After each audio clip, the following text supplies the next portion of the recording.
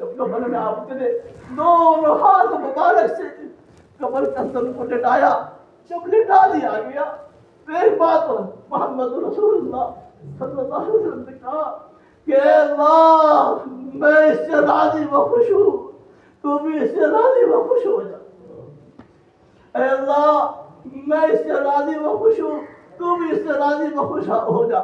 جب ابو بکر عمر رضی اللہ تعالیٰ عنہ کو جب یہ بات یاد آتا، ذہن کے اندر یہ بات دوڑتا، تو کہتے عمر رضی اللہ تعالیٰ عنہ کہ کاش میرا سر میرے محمد رسول اللہ صلی اللہ علیہ وسلم کے جان مبارک پر رہتا، اس وقت ہماری جان نکلتی۔ کاش کہ میرا جنازہ محمد رسول اللہ صلی اللہ علیہ وسلم پڑھتے، کاش کہ میرا جنازہ محمد رسول اللہ صلی اللہ علیہ وسلم اپنے دست مبارک سے کمر کے اندر اتارتے، کاش کہ میرے جنازے پر محمد رسول اللہ صلی اللہ علیہ وسلم کہتے کہ اللہ میں عمر سے راضی ہو گیا، تو بھی اس سے راضی ہو۔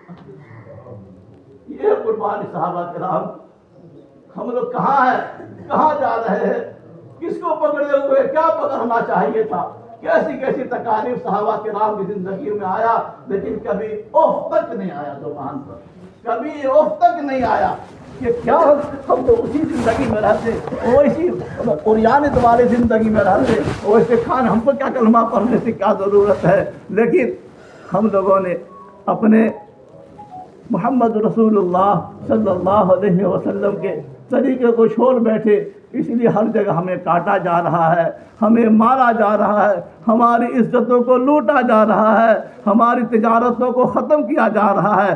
آج بھی وہی خدا ہے جو کل تک صحابہ کرام کے زمانے میں تھا۔ اگر آج ہم بھی اپنے رب کو مان کر کے چلیں گے، محمد رسول اللہ صلی اللہ علیہ وسلم کے طریقے پر زندگی گزاریں گے، خدا کی قسم جو مدد اس زمانے میں آتی تھی وہی مدد ابھی بھی آ سکتی ہے، آئے گی، کیوں نہیں آئے گی؟ کیا اللہ کا میں بندہ نہیں ہوں؟ کیا میں اللہ کا بندہ نہیں ہوں؟ ارے بولتے کیوں نہیں کہ ہم اللہ کے بندے نہیں، ہم ہیں اللہ کے بندے۔ کیا اللہ نے اپنے بندوں کے فہرست میں سے ہمارے نام کو ختم کر دیا ہے؟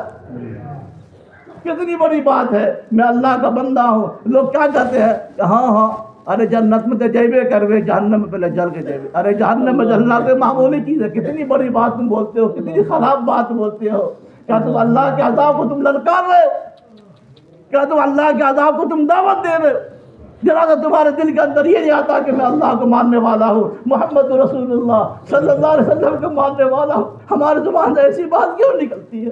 اس کا مطلب تم اللہ کے عذاب سے لڑنے والا، تم لڑنے والے، تم لڑنا چاہتے ہو، مقابلہ کرنا چاہتے ہو۔ بتاؤ حضرت موسیٰ علیہ السلام کے زمانے میں، بنی اسرائیل کے زمانے میں موسیٰ علیہ السلام اس وقت حیات میں تھے، ایک بہت گناہ گار، سن لو اب اللہ تبارک و تعالیٰ اپنے بندے سے کتنا پیار کرتا ہے، کتنا محبت کرتا ہے۔ خدا کی قسم اگر انسان کو معلوم ہو جائے کہ میرا رب مجھ سے کتنا پیار کرتا ہے، میرا رب مجھ سے کتنا محبت کرتا ہے، خدا کی قسم تم کبھی ایک مرتبہ اپنے گھر والوں کو الٹ پلٹ کر کے نہیں دیکھو گے۔ موسیٰ علیہ السلام کے زمانے میں ایک بدکار آدمی تھا، تو لوگ محلے والے اس کو سمجھاتے تھے، بجھاتے تھے، گناہ کا کام مت کر، گناہ کا کام مت کر، مت کر۔ اور وہ ایسا لڑکا تھا کہ ہر گناہ کرتا تھا۔ کیا تھا؟ کیا کرتا تھا؟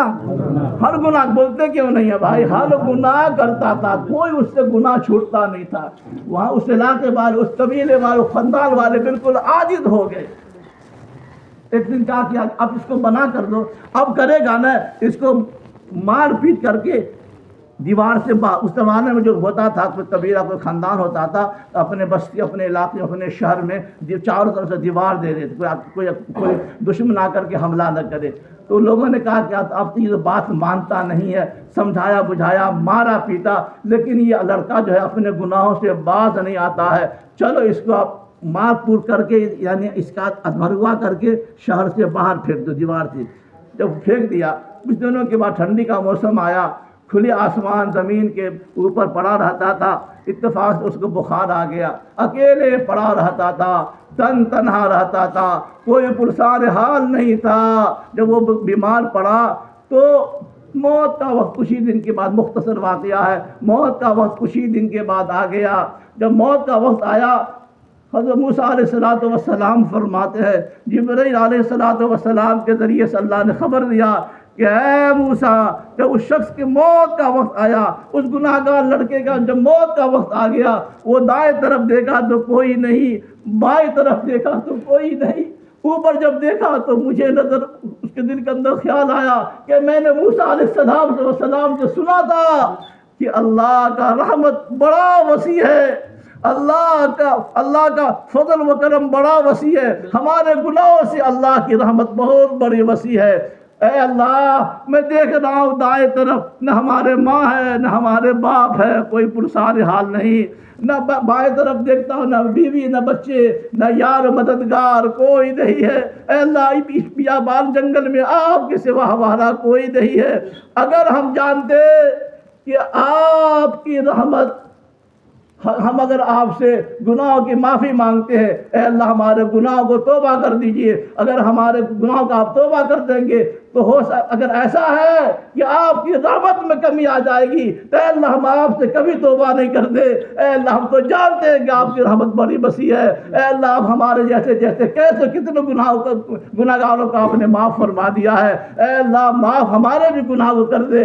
اس کے بعد جب اس بچے کی روح نکل گئی، حضرت جبرائیل علیہ السلام کو اللہ نے بھیجا موسیٰ علیہ السلام کے پاس تھا، اے جاؤ موسیٰ علیہ السلام سے کہہ دو کہ ایک لڑکا کو لوگوں نے باہر اپنے بستی سے، اپنے گھر سے، اپنے آنگن سے نکال کر کے باہر رکھ دیا ہے، آج اس کی موت ہو گئی ہے، موسیٰ کو جا کر کے کہو کہ اے موسیٰ خود سے اس کو غسل دے اور کفن پہنائے اور اس کی جنازہ کی نماز پڑھائے۔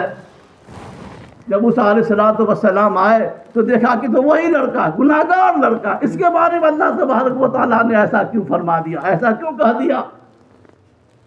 اور موسیٰ علیہ السلام سے یہ بھی کہہ دو کہ اس کے جنازے کی نماز میں جتنے لوگ شامل ہوں گے سب ہوگے گناہوں کو ہم معاف فرما دیں گے۔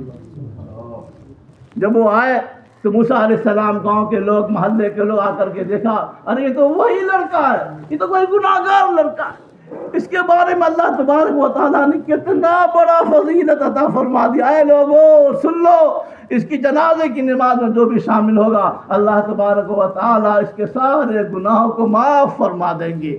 پھر ایک بات اور کہی لاش میں موسیٰ علیہ السلام نے کہ اللہ تبارک و تعالیٰ نے یہ بھی خبر دیا کہ اگر وہ بندہ ایک مرتبہ کہہ دیتا کہ اے اللہ اس وقت اس زمین پر جتنے بھی گناہ گار بندے ہیں اے اللہ سارے گناہوں کو معاف فرما دیتے، ہمارے عزت و جلال کی قسم ہم سارے لوگوں کے گناہ گاروں کو گناہ کو معاف فرما دیتے۔ یہ اللہ کی محبت ہے۔